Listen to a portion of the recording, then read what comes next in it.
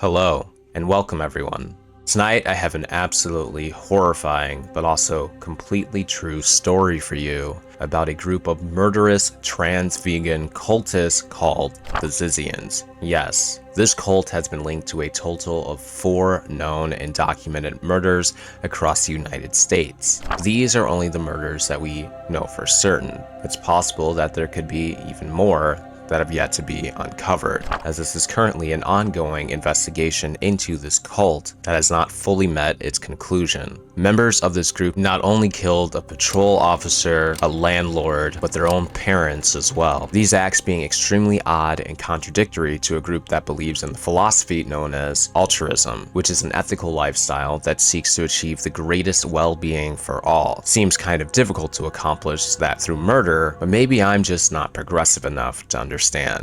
So this story begins in 2016 with the leader and founder of the cult known as the Zizians, Jack Lasota, who later changed their name to Ziz Lasota during their transition from male to female. Ziz was a computer programmer living in the San Francisco Bay Area. They graduated with a degree from computer science from University of Illinois, Urbana-Champaign. It's actually a college I'm quite familiar with. I know some people that went there. I've been there before. I'm well acquainted with the area. As of 2025, Ziz Lasota is 34 years old and have proven to be a very intelligent person despite having very radical and obscene views. In fact, they even had an internship to NASA, which is not an easy feat. Most people couldn't dream to accomplish that in their lifetime.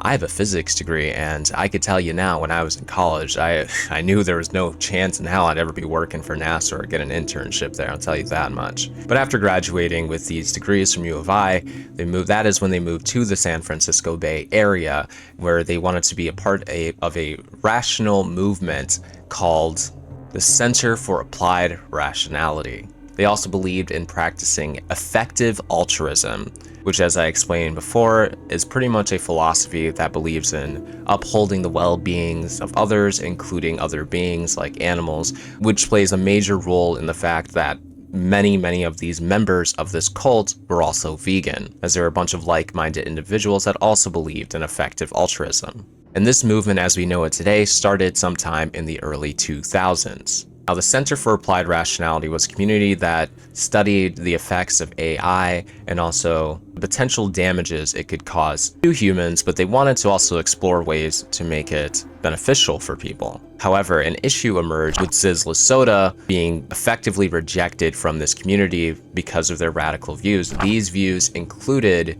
the idea that the two hemispheres of the brains could house their own gender identities individually and also have a difference in good and evil processed separately in each hemisphere. The community rejected these beliefs, and Lasota took a lot of offense to this, deciding later to form her own community, which would later be known as the Zizians. And this happened around 2018. Now fast forward a year to 2019. November, so Ziz Lasota and 3 others, Emma Borhanian, Gwen Danielson, and Alexander Leatham, were arrested during a protest of the Center of Rationality because Ziz Lasota claimed that the reason that she was rejected from this community was because of transphobia. And not only were they protesting because of that, but also they believed that there was some sort of sexual misconduct going on in this community, and they wanted to bring that to light as well. During this protest, they allegedly had weapons. They wore robes and Guy Fawkes masks, which were popularized by the film V for Vendetta, and also the hacker group known as Anonymous. They blocked exits from this camp in the conference center and pretty much just made a huge ruckus, trying to be as insufferable and annoying as possible, as do many other types of protesters. Now, everybody that became a part of the Zizian groups, the vast majority of them, if not all of them, identified as transgender. And there's actually a reason for this. They all believed in this radical idea that taking estrogen promoted clearer thinking in your brains, and also it created a connection between the two hemispheres that had separate gender identities. So practically, it was the only thing that made sense for them because of this belief. They later then hired a lawyer because they now had a criminal case on their hands, as they were blocking people, which is an illegal form of imprisonment. You cannot do that as a civilian. You cannot stop somebody from being able to leave an area. That is extremely illegal. And not only that, but again, they allegedly had weapons as well. So the lawyer they hired, Jerry Friedman, they specifically chose this person because they were vegan, which is something that they claimed. And naturally, who else would they want to be represented by besides someone that believes in their own beliefs as well? With Friedman's help, they filed a lawsuit against the retreat facility in Sonoma County, deputies alleging that they were falsely arrested while protesting and that Lesota was stripped naked while in custody and mocked for being transgender. At this time, they were also living on a tugboat. This included Lesota, who is Ziz, just for clarity, Emma, Alexander, and Gwen. Now, I want you guys to try to remember some of these names, as this group is extremely important to this overall story. There are many other people involved as well, but Lesota, again, is the cult leader. Emma is somebody that got into a little bit of an altercation with somebody that is coming up soon, and both people at some point lost their lives during this cult attack. Then Alexander had also participated in that, and Gwen, kind of more of a bystander, but is a still big part of this, but more on her later. So they dock this tugboat in the San Francisco Bay Area, but at some point they kind of started to get sick of it. So around August 2022, Lesota dies, mysteriously falling out of said tugboat, but no body was ever found. However, what we later learn is that this isn't exactly the truth. Lesota faked his own death. And to complement this even further, there was also a brief obituary written for them. The obituary reads, "Jack Amadeus Lesota left our lives but not our hearts on August 19th after a boating accident. Loving adventure, friends and family, music, blueberries, biking, computer games, and animals. You are missed." Lesota's lawyer later emailed the attorneys for the retreat center informing them of the death. Now, this is a speculative statement because there is no information on why Lesota faked their own death. However, due to what follows shortly after, I'm forced to believe that Lesota faked their own death because they had intentions of committing murder soon. Not themselves, they wanted to do it behind the scenes by providing the means for their cult members to carry out these murders for them. Because this is literally what happens just a couple months later. Now, Friedman has a quote here saying, "There were witnesses and a US Coast Guard search. I verified with the Coast Guard, but no body was found," he wrote in the email, which he shared with NBC News. A few weeks later, Gwen Danielson also faked her own death. However, the motives for Gwen were quite different. Gwen got an eerie feeling about the cult and realized that they didn't necessarily want to be a part of it anymore because things were hitting the fan hard. But at the same time, they feared for their own lives, so they kind of stuck around the cult for a little bit longer until they were able to escape them and then continue to hide. Even her own father wasn't confident of her whereabouts most of the time because of her elusivity. But anyway, the way we got this information is that Gwen failed to show up for a court hearing. A warrant was issued for her arrest, which, by the way, the court hearing, again, was for that protest where they were arrested for and being charged, and they kind of dodged it by faking their own death through suicide. But for the time being, Gwen had convinced everybody involved that she had died. They even went as far to actually have a lawyer representing her suicide case. They were really, really committed to this. I mean, if things aren't crazy enough already, it only gets significantly worse from here. Lesota and the group, this including Alexander, Emma, a new person, Suri Dow, all lived in a property in Vallejo, California, managed by a man named Curtis Lind, who they met at the dock where they lived on the boat. Along with this group as well joined Maximilian Bentley Snyder. Now, I'm going to give you some background to everybody that is now involved who I haven't touched on already. So, starting with Maximilian, they're from Washington. They are engaged to Milo, well, they were at the very least. Studied philosophy and computer science at Oxford, isn't exactly friends with Ziz, but associated, and is one of the first of the Zizians to successfully commit a murder. Now, Milo, that's their nickname, but it's usually what they're referred to as. This is Teresa Milo Youngblood, 21 years of age at the time of this. She is also somebody who commits a murder later on in this story. She graduated from Lakeside School in Seattle and studied computer science at the University of Washington. She was reported missing in May 2024 and was planning to marry Max Snyder. Then lastly, in this cluster right here, we have Somni Alexander Leatham, who was arrested alongside Lasota, Gwen, and the others at that protest, but was also a participant in one of the upcoming murders. So, in November 2022, or shortly before this, it's not exactly clear because there's multiple incidents, but sometime around then, probably before, Suri Dow and Alexander Leatham were struck with an eviction notice, and they were not planning on paying that rent at any point. And because the landlord was threatening to take them to court and have them forcibly removed from the property, they thought that the best thing that they could do was to murder him. And so they attempted to do so, but failed. Now we fast forward to November 13th, 2022. Emma, Maximilian, and an unrevealed tenant attacked Curtis Lind again, this time with swords and knives. They stabbed him over 50 times, and he lost an eyeball in this altercation.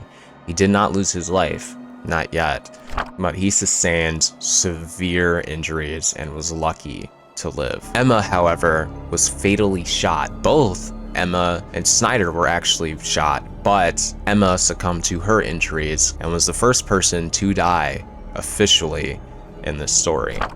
But once again, Curtis Lind, fortunately at this time, did survive and made a pretty good recovery. But however, that simply wouldn't last. But it did take some time before a third attack happened, which we'll get to later in the timeline. It's important to point out who was charged with attempted murder, and that would be Leatham, Suri Dow, Emma, of course, who did not survive, Maximilian Snyder, and an unrevealed tenant. These charges and upcoming court dates is what then provoked them to continue that attack against Curtis Lind. Now it's time to talk about Suri Dow a bit because they have a very interesting backstory as well. So attorneys believe that Suri Dow was once Tessa Burns, a 24-year-old former National Merit Scholar from Denver who attended an art school, once excelled in the Colorado State Spelling Bee, and spoke of fighting poverty and other global problems. Burns had also come out in 8th grade as bi-gender, meaning that they experienced two genders either simultaneously or distinctly, and changed her name to Eliza at the time. Burns also used she, her, and he, him pronouns interchangeably. Now moving on to December of 2022, we now have a different cluster of people involved in this vegan cult, and there is a connection between all of them, even though it actually seems very disjointed. But when we get to the latest murder that involves the patrol officer, all the connections then make a lot of sense, but it does start with this one, which is confusing, but don't worry, I promise you, you'll understand soon enough. So Rita and Richard Zachko were shot and killed in their home in Chester Heights, Pennsylvania on New Year's Eve. And this is a really important detail. A neighbor's doorbell camera caught the audio and video of a car pulling up to their home and also hearing a voice shouting, "Mom," and another voice exclaiming, "Oh my God, oh God, oh God." This led investigators to want to question their daughter, Michelle Zachko, who at this time was at their home in Vermont, which was a distance away from their parents' home. At this time, this is where we get the connection between Jack Lasota, or Ziz Lasota, and Michelle Zachko. So, Michelle after the interrogations, was allowed to go without being charged, without, any further arrests or anything like that. But they did remain a person of interest in this murder case. So at some point, the police are looking for Michelle again because they think she has something to do with this murder. They found her ID at the home residence, and also the recordings of somebody shouting "Mom." It really only points you to one person. At this time, Lasota and Zachko were staying at a hotel together, and this is only speculative because there's not a lot of information on this. Is still an ongoing investigation. But my belief is that Michelle and Jack Lasota, or Ziz Lasota, were already well acquainted with each other, and Ziz was effectively trying to hide Michelle from the police, because Ziz is actually charged with obstructing a homicide investigation and disorderly conduct. And the only thing that makes sense in my mind is if they are disrupting or obstructing a homicide investigation, then the issue probably is that she was trying to hide Michelle because they're trying to investigate this homicide of her parents, and they think Michelle might be a suspect. And not only this, but when we get to the patrol officer murder, there's a link between the weapons used by a different couple of people that are involved in this cult. That weapon comes back to Michelle Zachko, even though she wasn't involved in that murder. But the link between those people and Michelle is Jack Lasota, or Ziz Lasota, who was very likely hiding the weapons that Michelle may have used to kill her parents. Now again, this isn't exactly been proven yet that Michelle was behind it. It just currently seems like the most likely outcome based off of what police and investigators and journalists have said about the evidence they found. And here's exactly what we know about Michelle and those weapons. The guns used to kill her parents were identical to the ones that she purchased at a Mountain Sporting Goods. Casing matched and everything. Not only that, but these weapons were purchased shortly before the killings. And we're gonna come back to that. Right now, we need to fast forward to July 2023. Felix Bockholt, also known as Ophelia, another member of the cult, one of the members involved in the shooting of that patrol officer. She rented out a duplex in Chapel Hill, North Carolina. She was a former Olympiad, gold and bronze, or informatics. Yes, a lot of people involved in this cult were very intelligent, scholarly people, which is really only adds to just how absurd these actions are, especially when their philosophy is altruism of all things. But intelligent people do some weird, crazy things. That's just a fact of life. She was also a German citizen. She graduated from the University of Waterloo with a bachelor degree in mathematics. She worked as a quantitative leader for Tower Research Capital in New York until 2021. Now, in May of 2024, Teresa, also known as Milo, this is the woman planning to marry Maximilian, her parents report her missing in Seattle after she sends her mother emails saying she has moved in with a friend and changed her number. At this point, her and Max, this is November now of 2024, apply for a marriage license to officially tie the knot, where they also rented out a condo in North Carolina. Now here we are, where the worst of the events officially unfold. January of 2025.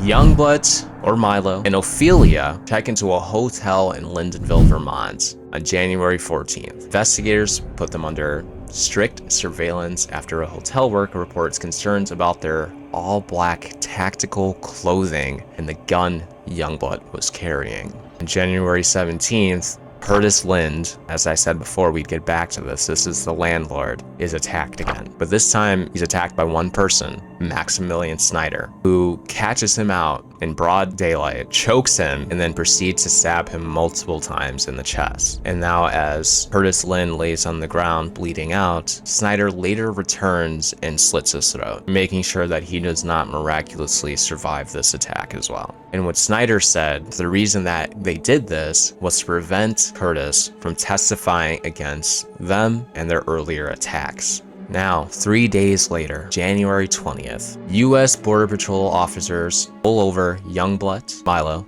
This is where Agent David Milland is shot and killed by Milo. But it's not as simple as that. There was a whole shootout that happened, and Ophelia was also shot and killed in return fire from other officers. Milo, however, does survive this incident. But anyway, this is where all the connections get drawn, because the weapon that Milo used to kill that officer was allegedly a weapon purchased by Michelle Zachko, and their connection, once again, is Jack Lasota, the leader of this cult, the Zizians. And it is my belief that Lasota directly got these weapons, attempting to hide them to prevent Michelle from being caught for the alleged murders of her parents, which again hasn't been proven, but that seems to be very likely what happened. And those weapons were then given to Ophelia and Milo that they then used to kill that patrol officer.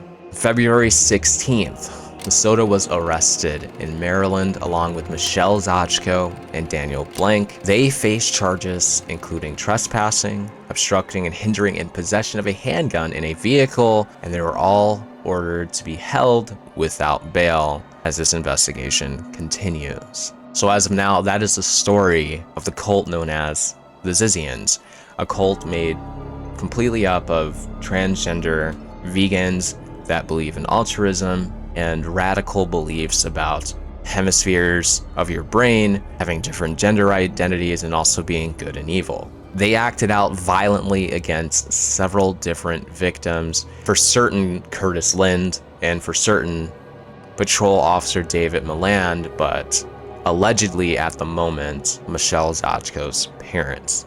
But anyway, that's it for this video. If you enjoyed this content, you want to see more of it, please feel free to hit the like and subscribe button. Also, I have a book that matches my shirt, so you have to buy it. It just, I don't make the rules. I just, say them and think them up and communicate them to you. But I don't make them though. But yes, I have a horror mystery book called The Elevator Man. It is available on Amazon. You should be able to find a link in the description if YouTube allows me to put it there, because sometimes I'm weird about that. If not, it will be in the comments. Trust me, it is a fantastic read, and that's not just my opinion. It is the opinion of many people that have read it so far, and I'd love to get some more eyes on it. So please consider it. I hope you enjoyed this video. See you guys next time.